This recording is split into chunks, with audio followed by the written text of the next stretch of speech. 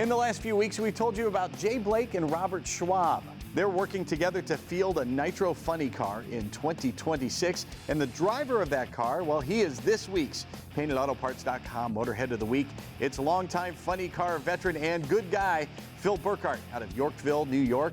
Now, Phil caught the automotive bug and the racing bug from his late father, Phil Sr., and at just age 14, Phil began bracket racing in a 140-mile-an-hour dragster. And folks in upstate New York know Phil from Burkart Automotive. That business started as a full-service automotive machine shop back in 1967. A speed shop came soon thereafter. And now the Burkart Automotive Empire sells car and truck accessories to customers and dealers. They have a repair shop, a body and detail shop, and of course they sell cars too. I asked Phil how he keeps it all going, and he told me, I just never stop.